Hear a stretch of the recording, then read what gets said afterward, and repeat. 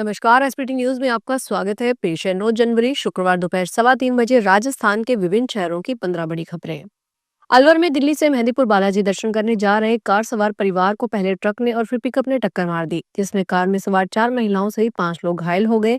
सभी घायलों का अलवर जिला अस्पताल में इलाज जारी है, जिनमें से 2 महिलाओं को गंभीर चोटें आई है। Delhi Mumbai super express way पर शुक्रवार सुबह यह हादसा हुआ। दिल्ली के भजनपुरा गांव निवासी सोनी झा अपनी बहन नीतू, बेटी शिवानी और मां सरस्वती सहित कुल 6 लोगों के साथ कार से बालाजी दर्शन के लिए जा रहे थे। राजस्थान लोक सेवा आयोग इस साल की पहली परीक्षा करवाने की तैयारी में जुट गया है। डिप्टी कमांडेंट परीक्षा 11 जनवरी को होगी। आयोग ने डिप्टी कमांडेंट परीक्षा के प्रवेश पत्र वेबसाइट पर अपलोड कर दिए हैं। सचिव रामनिवास मेहता ने बताया कि परीक्षा अजमेर जिला मुख्यालय पर दोपहर 12 से 2:30 बजे तक करवाई जाएगी। परीक्षा में ओएमआर शीट के 5वें विकल्प को भरने के लिए 10 मिनट का अतिरिक्त समय दिया जाएगा। प्रधानमंत्री नरेंद्र मोदी सोमवार को विकसित भारत यंग लीडर्स डायलॉग समारोह में देश के चुनिंदा युवाओं से संवाद करेंगे।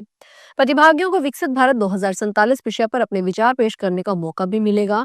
3 दिन चलने वाले समारोह में शुभांशु शुक्ला, हरमनप्रीत कौर, पुलेला गोपीचंद, लिएंडर पेस, श्रीधर वेम्बू से भी मुलाकात होगी। दुनिया भर से चुने गए 80 प्रवासी भारतीय युवा भी जिसमें शामिल होंगे।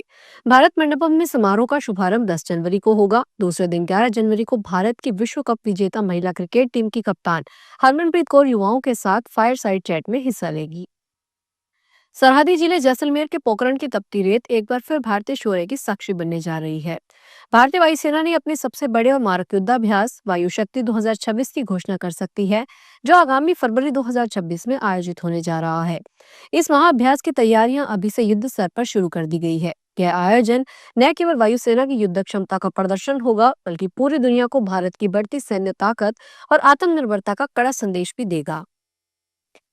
इस वर्ष माघ मेला आध्यात्मिक वैभव और सांस्कृतिक विरासत का एक अनूठा संगम बनने जा रहा है। संगम की रेती पर लगने वाला यह मेला इस बार अपनी पुरानी सीमाओं को लांघकर एक नया इतिहास रचने को तैयार है।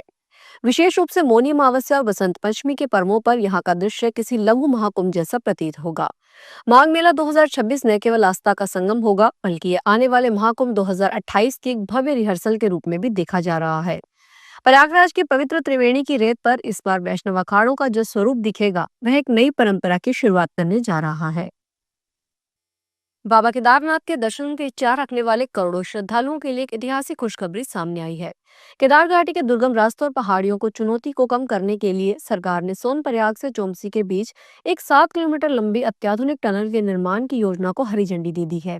यह सुरंग न केवल केदारनाथ यात्रा के सफर को घंटों में घटाकर मिनटों में सिमट देगी, बल्कि भारी बारिश और भूस्खलन के दौरान भी भक्तों के लिए एक सुरक्षित लाइफलाइन का काम करेगी। आधुनिक इंजीनियरिंग का यह बेजोड़ नमूना तीर्थयात्रियों के लिए किसी वरदान से कम नहीं होगा। लैंड फॉर जॉब केस में लालू परिवार को एक बहुत बड़ा झटका लगा है। दरअसल दिल्ली की कोर्ट ने आरजेडी प्रमुख लालू प्रसाद यादव सहित अन्य के खिलाफ धोखाधड़ी और आपराधिक साजिश के आरोप तय किए हैं। दिल्ली राउज एवेन्यू स्थित विशेष न्यायाधीश विशाल गोगने की अदालत ने लालू यादव, राबड़ी देवी, तेजस्वी यादव, मीसा भारती, हेमा यादव सहित कई अन्य के खिलाफ भ्रष्टाचार निवारण अधिनियम के तहत आरोप तय कर दिए हैं। जयपुर शहर में अवैध निर्माण और बिना अनुमति संचालित व्यावसायिक गतिविधियों के खिलाफ नगर निगम का संयुक्त अभियान जारी है। इसी क्रम में आज शुक्रवार को किशनपॉल जोन में बड़ी सीलिंग कार्रवाई की गई। नगर निगम आयुक्त गौरव सैनी के निर्देश पर जोन उपायुक्त विजेंद्र कुमार के नेतृत्व में यह कार्रवाई की गई। नगर निगम की टीम ने जौहरी बाजार स्थित मकान संख्या 1980 ठाकुर पचेवर का रास्ता को नियम विरुद्ध निर्माण और अनाधिकृत उपयोग के चलते सील किया है। वहीं रामगंज बाजार में दुकान नंबर 79 व 80 के ऊपर किए गए अवैध निर्माण और अनाधिकृत व्यावसायिक गतिविधियों पर भी सीलिंग की गई है। नूपुर और स्टेबिन बैंड की शादी के फंक्शन रेफल्स होटल में आज से शुरू हो गए हैं। आज और कल मेहंदी, हल्दी और संगीत का प्रोग्राम है। इसके लिए होटल में अलग अलग थीम पर सजावट होगी। 11 जनवरी को दोनों साथ फेरे लेंगे। शादी में शामिल होने के लिए बॉलीवुड और टीवी के कई स्टार्स के आने की संभावना है। टीवी एक्टर हुसैन कुवारजेवाला भी गुरुवार को उदयपुर पहुंचे थे। फिल्म और म्यूजिक इंडस्ट्री से भी कई स्टार के आने की संभावना है। होटल में कड़ी सुरक्षा व्यवस्था का इंतजाम किया गया है।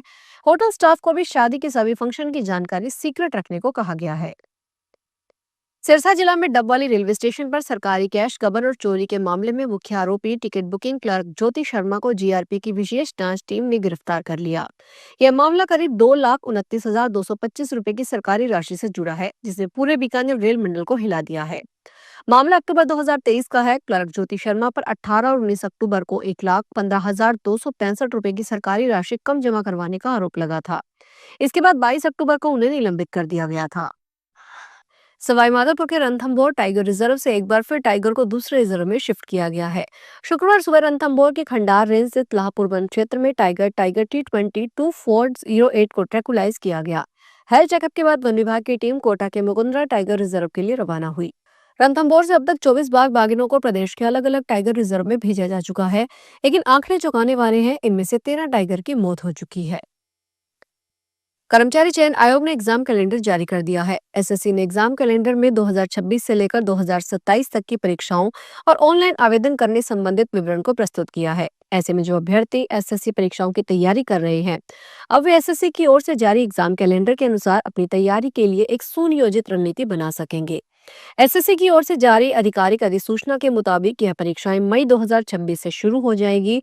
इसके साथ ही एसएससी की परीक्षा मार्च-अप्रैल 2027 तक आयोजित करवाई जाएगी। शिक्षा नगरी सीकर के लोगों को जाम से मुक्ति दिलाने की दिशा में यूआईटी की कदम ताल लगातार जारी है। नवलगढ़ रोड पर फतेहपुर रोड से जोड़ने के लिए बनने वाले लगभग 6.5 किलोमीटर लंबे बाईपास के लिए यूआईटी ने लगभग 70% जमीन अधिग्रहण का काम पूरा कर लिया है। जमीन अधिग्रहण का काम पूरा होने के बाद निर्माण का जिम्मा सार्वजनिक निर्माण विभाग को मिलने की संभावना है। इस बीच भैरवपुरा व जगमालपुरा इलाके के ग्रामीणों की ओर से जमीन अधिग्रहण में भेदभाव के आरोप लगाए हैं। ग्रामीणों ने आरोप लगाया है कि यूआईटी की जानबूझकर भेदभाव किया जा रहा है। जम्मू कश्मीर के पहलगाम से सामने आई एक घटना ने सोशल मीडिया पर लोगों का दिल जीत लिया है। यहाँ एक टैक्सी ड्राइवर ने ईमानदारी की एक ऐसी मिसाल पेश की है जिसकी हर तरफ तारीफ हो रही है। ड्राइवर ने एक महिला पर्यटक का बैग लुटाया जिसमें नकदी, आईफोन और कई कीमती सामान थे। मीडिया की रिपोर्ट के मुताबिक बैग में 500 रुपए के नोटों की गड्डी, एक आईफोन और एक अन्य जरूरी सामान था।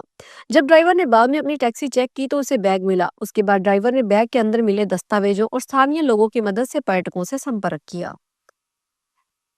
जयपुर सहित प्रदेश की सबसे बड़ी सब्जी मंडी मुहाना थोक सब्जी मंडी में तेज सर्दी के साथ ही सब्जियां सस्ती होने लगी है। आज थोक मंडी में टमाटर के दाम नीचे आते दिखाई दिए। टमाटर के अलावा फूल गोभी, पत्ता गोभी, बैंगन, लौकी, नींबू, गाजर, मूली, कद्दू और टिंडे के दाम भी नीचे रहे। आज थोक मंडी में बारीक हरी मिर्ची, भिंडी और गवार फली और करेला ही महंगा बिका। दूसरी ओर मुहाना मंडी स्थित आलू प्याज मंडी में आलू प्याज के भाव भी स्थिर रहे। फिलहाल इस बुलेटिन में इतना ही, फिर हाजिर होंगे बड़ी खबरों के साथ। अगर आप भी अपने आसपास की छोटी बड़ी और महत्वपूर्ण खबरों से अपडेट रहना चाहते हैं तो सब्सक्राइब कीजिए हमारे चैनल एसपीटी न्यूज को और प्रेस कीजिए बेल आइकन पर।